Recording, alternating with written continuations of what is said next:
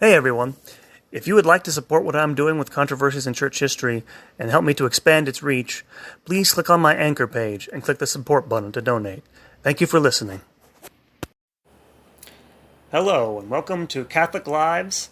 This is episode 10, Captive, Convert, and Mother Superior in Colonial America. This episode concerns the fascinating life story of Esther Wheelwright, who was born in Wells, Massachusetts in 1696 to a Puritan family in what today would be southern Maine, because the English colony of Massachusetts once included Maine in its territory. She was, Esther Wheelwright, the fourth of 7 children to her parents John and Mary Wheelwright, who were devout Puritans. And so I don't know, I probably should explain this. If you don't know who Puritans are, or vaguely understand this, Puritans were people who were actually from England, and if you don't know, the Reformation in England broke away from the Catholic Church, but didn't necessarily break with all the sort of external things associated with Catholicism. They still had bishops. They still had some ceremonies that looked kind of like Catholicism in some ways. And the really intense, mostly Calvinist members of the Church of England who wanted to purge the remaining Catholic elements from the Church of England became to be called Puritans. And in fact, they never got their way. And in fact, some of them left England to go found Colonial America in 1630, Massachusetts Bay Colony, because they wanted to found this truly Reformed Protestant church in New England. And being Puritans, their main authority was Scripture. The Puritans, like the Wheelwrights, would have kept the Sabbath in a very, very strict way, would have done no work on Sundays or anything like this. In fact, on Saturday nights, John Wheelwright would lead his family in prayer, and next morning the entire family would walk in procession to the local meeting house for an all-day service on Sundays.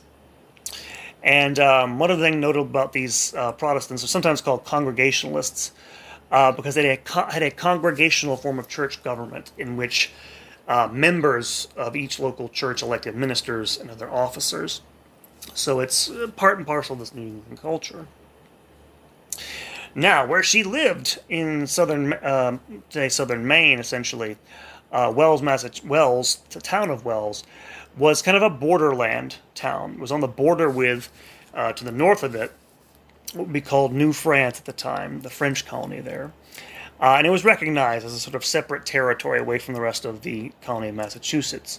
Most of the people who came there were not especially wealthy. They came there to make money, to fish, make money from fishing, stuff like this.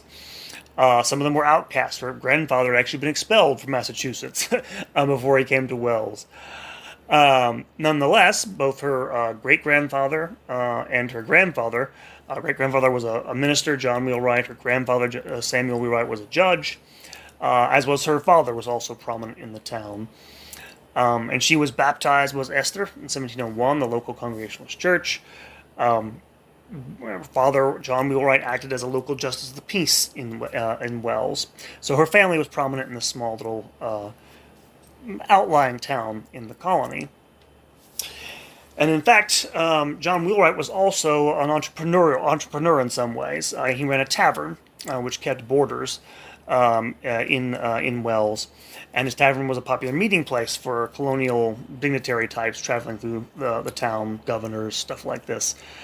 He was actually on the governor's council for a brief period. But he was also responsible for maintaining a garrison in the town. And by garrison, I don't mean he was a military man. The way that word is used in colonial in New England meant he maintained essentially a private residence that had, borders, that had fences, that had some defenses in time of attack, because it was, we'll get to in a moment, on the border. And one other thing to note about the garrison home, they had 7 children. The household would have also included servants and slaves. Esther's grandfather, Samuel, had owned slaves in the 1690s. Both her mother and father continued to own African-American slaves in the 1740s and 50s, which they in turn bequeathed to family members. Slavery was actually fairly ubiquitous in early colonial New England. Dies out with the beginning of the Industrial Revolution, late 18th century, but would have been part of her life there. And that life would have been something of tense to a certain degree. The area in which they lived, around Wells, was populated mostly by Native Americans, in particular the Wabanaki Indians, which were made up of 5 distinct tribes in the area. There were also some French Jesuit missions in the area, but no French settlers. And the Wabanaki were the allies of the French, which is why towns like Wells needed to have garrisons. Raiding was a commonplace of life on the border between colonial Massachusetts and New France, as both the French and the English, over many decades, competed for dominance in the region. And this is the source of the first of her many lives, and how it begins after she's there. Because when she's 7 years old, in August of 1703, several hundred Wabanaki Indians and a few Canadians, a few French, descend on the town of Wells and nearby frontier settlements. Now, no detailed account of the raid exists, but we do know that one member, and one member only of her family, Esther herself, was taken in the raid, along with 2 of her cousins. And to give you an idea, by the way, how brutal these raids could be, the Wabanaki actually executed 2 of her younger brothers, who were 4 and 1 years old at the time. So this is part of that battle back and forth between the French with their Indian allies, the English with their Indian allies in this borderland. And she was carried off by the Wabanaki to the forest between the Kennebec and Androscoggin rivers. But that's about all we can actually tell. There's no direct evidence of what she did for the next 5 years of her life, to the time she was 12, among the Wabanaki. Historians like Anne Little, who've written a book about her, think she might have been taken to an Indian village nearby on the Kennebec River. The reason why is that because a couple of years later, the English colonists burnt this village to the ground. Why? This Indian village was the site of one of the French Jesuit missions. They've been targeting it for several years. The English colonists in New England were particularly anti-Catholic, and they saw the French Jesuits as their enemies. Nonetheless, it's probable that she was adopted by a Wabanaki family because of her age and her sex, perhaps as a replacement for members of the Wabanaki families whom they'd lost. As you can imagine, Native Americans had led a precarious life in this borderland, being between these 2 more technologically advanced peoples. They were also, of course, ravaged by diseases, as were many Native Americans, so they lost a good deal of their population in the latter part of the 17th, early part of the 18th centuries. So it would have been something common to them to take someone, a captive like that, perhaps, and make them part of their family. At some point, she was likely, was Esther, introduced to the Catholic faith by French missionaries. We know at one point she was eventually rebaptized conditionally and rechristened Marie Joseph. Again, this is a French-speaking colony. Eventually, her parents, learning about where she was, petitioned the government of Massachusetts, or asked the government of Massachusetts to petition the governor of New France to obtain her release. In response, the governor sent a Jesuit named Father Vincent Bigot to the Wabanaki to persuade her to release her, which he did. And eventually he returned to Quebec with her in 1708, where she was received by the governor, who apparently misunderstood. He thought she was the daughter of a governor or something in Wells, and so treated her kindly there, with the intention that eventually he would send her back home. But at that point, there was a war going on in the colonies and in Europe, and so he declined to send her home immediately. So she was eventually placed with a convent, the Ursuline convent in Quebec. Now, a couple of things about New France. New France was established in the early part of the 17th century, but it never had a really high population of European settlers. It was hard to get people from France to immigrate to New France, mainly because of the climate. It was really cold. People in France didn't like it. And in fact, a large proportion of the migrants were in fact members of religious orders, members of the Jesuits, lots of different ones, who provided the backbone in some ways for a lot of services in New France, especially nuns. They were important for services they provided, such as nursing and education, which were crucial for the growth of the colony. The Ursulines were established in Quebec by Saint Marie de l'Incarnation, who was a saint of the Counter-Reformation era in the 1640s. And the Ursuline order was a Catholic Reformation order. It had been founded before the Reformation, a little bit that, but it became an order noted for education, and so this became its mission. And in Quebec, the Ursulines established the first schools in the New World dedicated to educating young women. They will also contribute to missionary efforts by teaching native girls as well. In fact, I believe they'll be the only schools dedicated to young women in North America. I think after the American Revolution. I'm pretty sure. Can't get the dates right, but for a long time they're the only ones. After 18 months staying in the Ursuline convent, she asked to be received as a nun. And Father Bigot offered to pay the expenses of her entry with money sent from France. The French order, sent money to the Ursulines in Quebec, and the Ursulines agreed to accept her. However, the governor of New France objected. Again, he felt obligated to return her to her family, so he took her away from the convent in 1710, and she spent the next winter in his residence in Quebec. In June of 1711, after receiving more messages from Massachusetts asking her to be released, he eventually went on to Montreal, intending to send her home, but partly because of further difficulties he encountered, partly because of her resistance, apparently, he was unable to do this. And while she was there in Montreal, she was taken to another Ursuline convent, where they wanted to receive her into their community, but she was set on going back to Quebec and the Ursulines, and eventually she got her way and began her postulancy with them in October of 1712.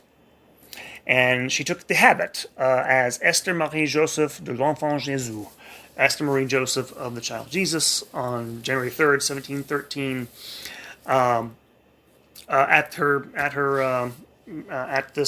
When she took her vows, Father Bigot preached a sermon, which we still have, which contains what little information we know about her life before entering the convent.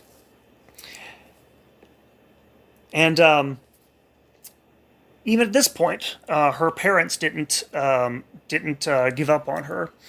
In 1714, her parents again sought her return. And in response, she pled with the Bishop of Quebec to advance the time of her profession of vows, to move it up so she could remain in Canada. And so even though contact maintained with her family by occasional visits from by nephews from New England, she managed to remain in the convent, where she would for the rest of her life, for the next 66 years. She would never leave it. And so this enters the third sort of this period of her life. And she had a spectacular rise in the convent, if you want to put it that way. She served in many offices. She appears to have been groomed for positions of authority by the nuns. She was well liked. In fact, she became, and remains to this day, the only foreign-born Mother Superior in the history of the Quebec Ursulines.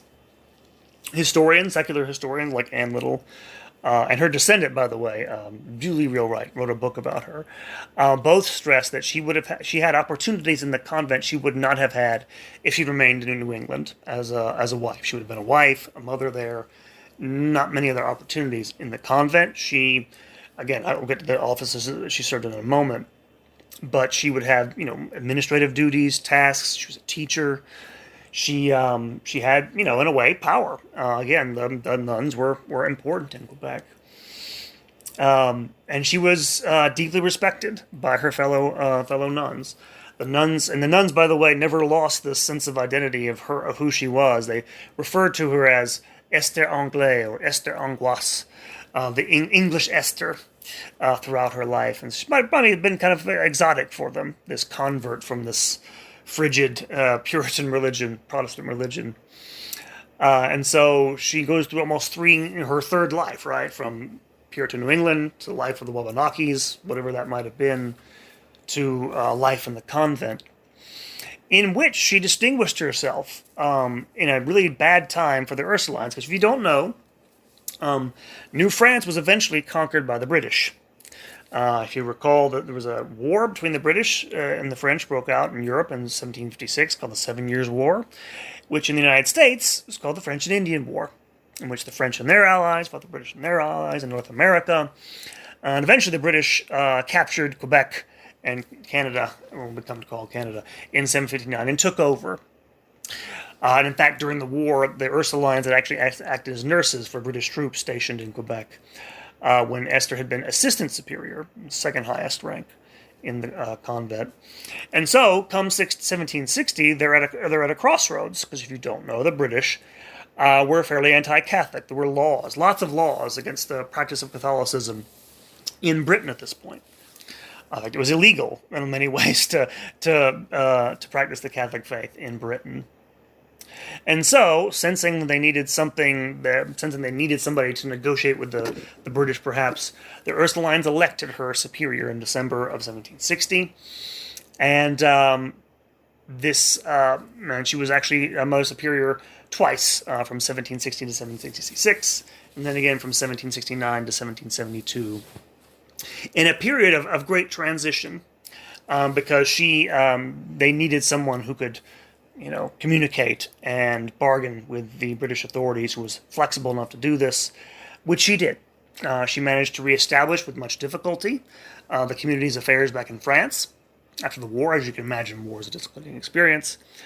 But she also placed the monastery, the convent, on firm financial footing by getting the nuns to perfect their skill in making crafts, particularly what's called birch bark embroidery, which is a form of embroidery that was apparently native to the region, which apparently British colonists particularly liked and were sought after, and became very highly profitable. And so she was entrepreneurial amidst of all this.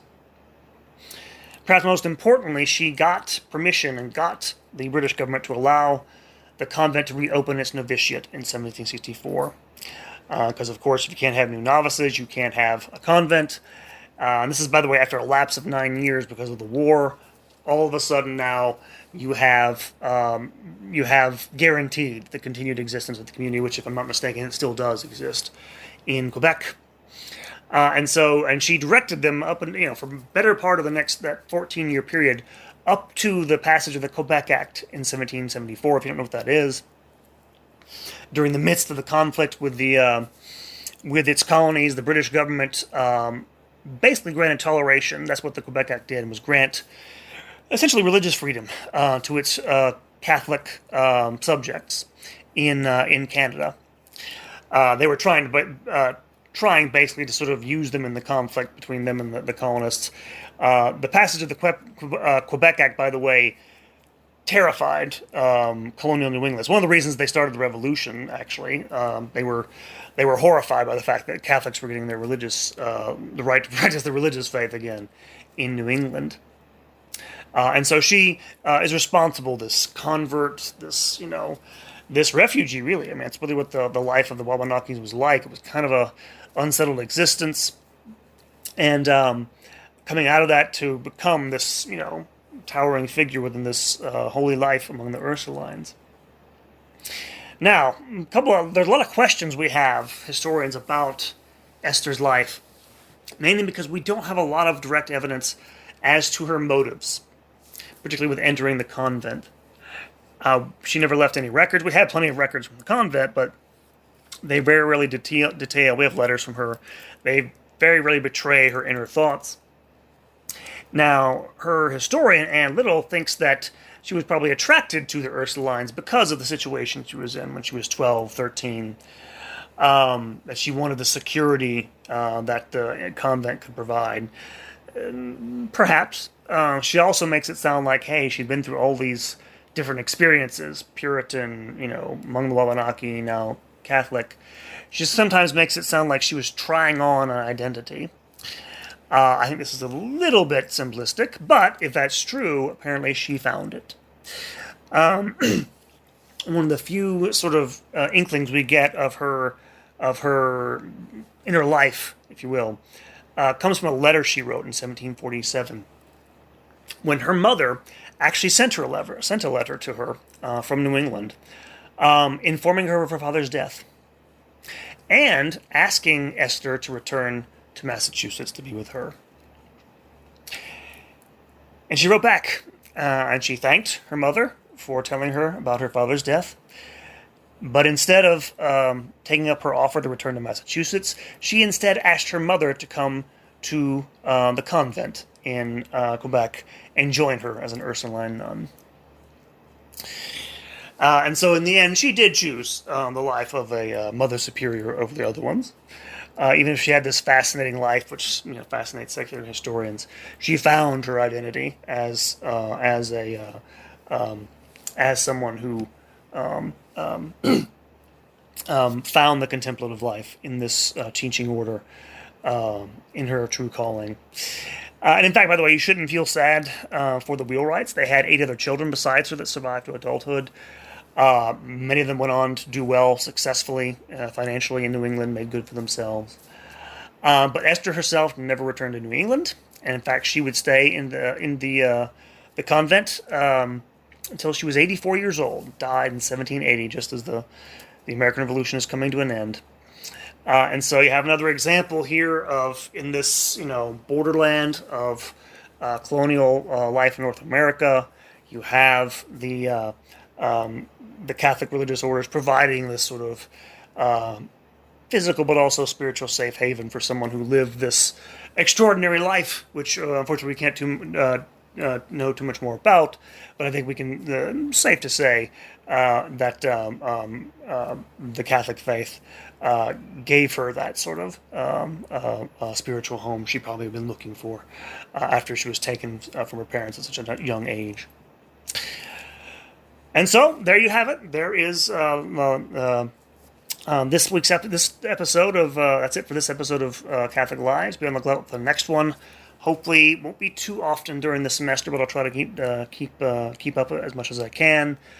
Please, if you liked what you heard, please go to our Facebook page, like us, go to Apple Podcast and leave a review, leave a comment. That helps me spread the word about this. Go to our website, which is churchcontroversies.com. The new schedule of talks is about to begin for the fall semester. It's up there. Please spread the word. Hope you all guys have a great whatever week next time till you hear from me. Take care and God bless.